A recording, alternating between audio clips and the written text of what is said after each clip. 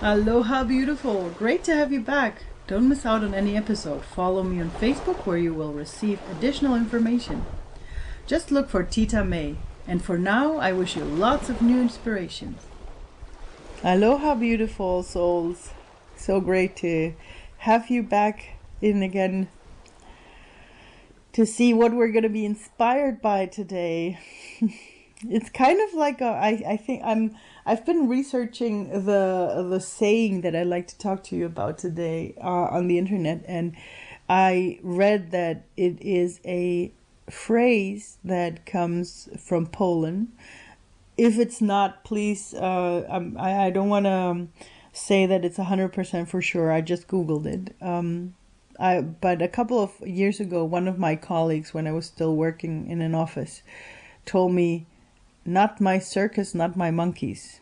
I don't know if you know that saying, but I wanted to talk about that because I think it's really awesome to remind ourselves that sometimes the problems are not ours, and we don't have to dig in too deep. And it's important for us to make that difference between our own drama and someone else's drama. And that's why I like this saying or this phrase, because it's kind of like if you see it in pictures, right? So you're the owner of a circus, and then there's someone else owner of a circus, and you have your own monkeys and they have their own monkeys. And when you say it's not my circus, not my monkeys, it's kind of like realizing, hey, you have your own and you have to take care of your own. Don't start taking care of someone else's monkeys. And it might sound a little bit egotistical, or maybe not too, maybe a little bit one-sided, because you don't, or maybe it might even sound like you don't want to help. I'm not saying that you're not allowed to help, but it's on an energetic level. If you make someone else's problem your own problems, then you're going to get in trouble, right? Because you've probably lived it at some point, maybe, that you were taking on someone else's problems as your own. And how did that feel? And on one hand, probably really good, because you were trying to help them. But there's the one thing of trying, like I said, that you were trying to help them. But what does that mean? You're trying to help them, but you're not really helping them, because if you do everything for them, how are they ever going to learn to do it for themselves? See, that's a very strong one, I think.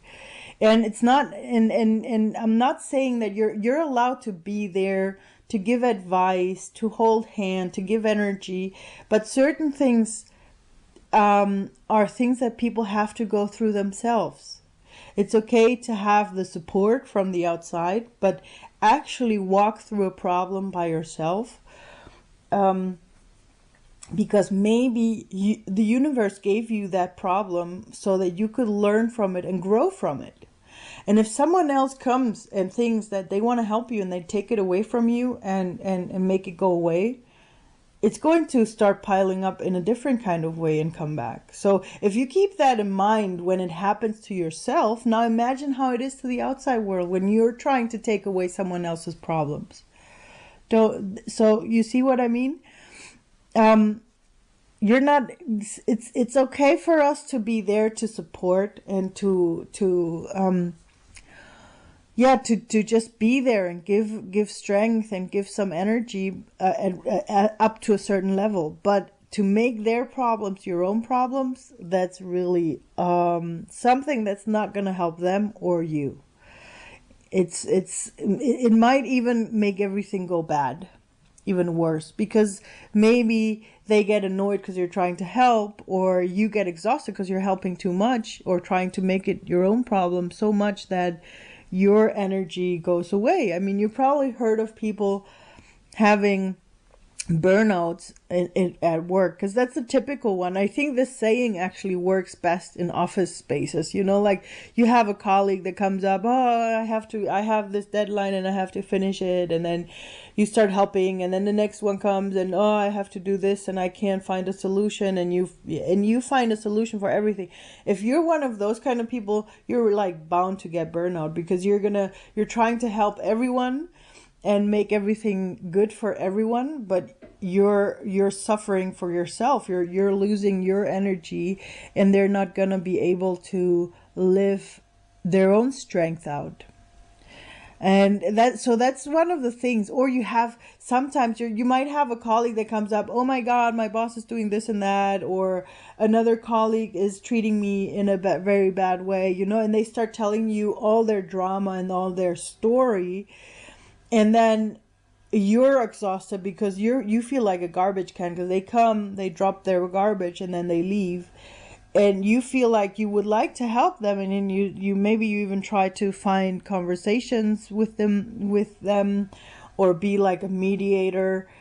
But in the end, they might be someone that's happy by just being annoyed or just being unhappy. There's people that actually are happy of being unhappy. So the moment you make their drama yours, you try to change it, you try to make it better, but they actually don't even want to. So I think that's when this kind of wording really helps to remind yourself, not my circus, not my monkeys. How are my monkeys? How is my circus doing? How am I feeling? Am I good? Am I in a good way?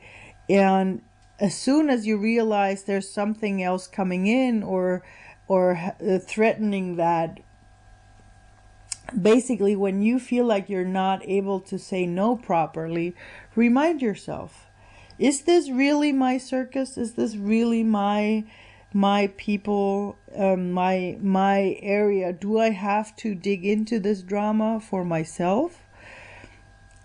Or not? Or is it okay if I just stay away from this drama and just don't make it my own? Especially at this moment, we're having a lot of emotional ups and downs because of, on a deep energetic level, there's a lot being done right now with us as human beings. There's this energy shift happening with all of us on different levels, and you're gonna have to need your own strength for everything for yourself, because you're not going to be able to help someone else. That's also one of the things that you should remind yourself of. If you don't have strength for yourself, how are you going to have strength for everyone else? So it's always best to concentrate on yourself, concentrate on how you are feeling, and then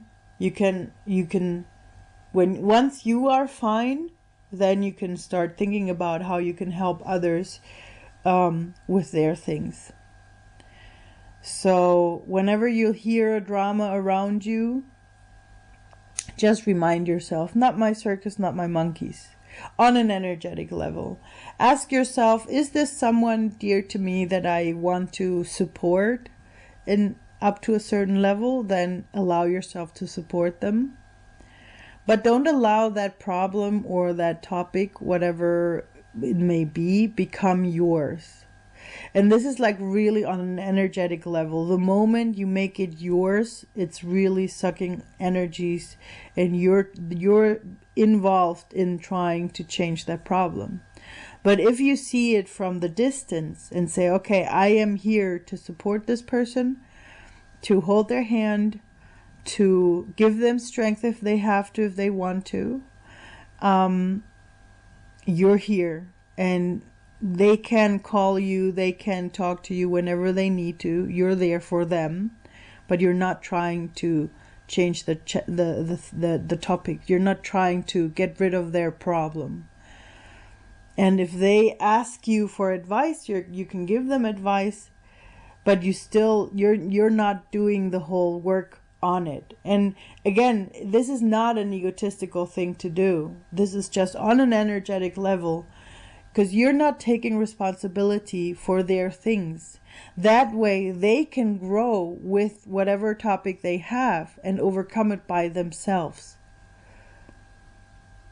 And that I think this is the most important part that we forget when we try to help everyone around us, that we try to take away their problems, we try to make their day, we try to have them have a better day, and that's not it. That's never going to be the 100% solution, because it's not your problem. You're not the one that the universe is trying to teach something, it's them. And if they don't, they have to learn to overcome their problems.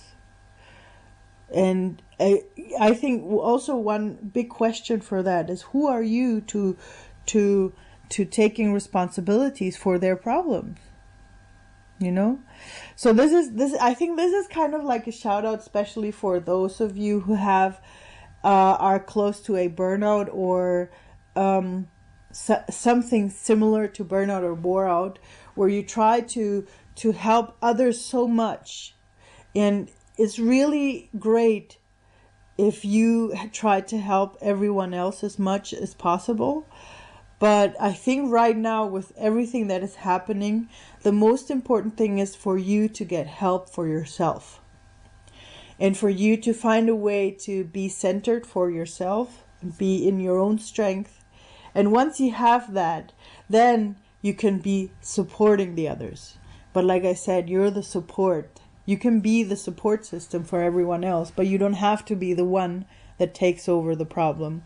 You don't have to be the one that takes care of their monkeys. Take care of your own monkeys.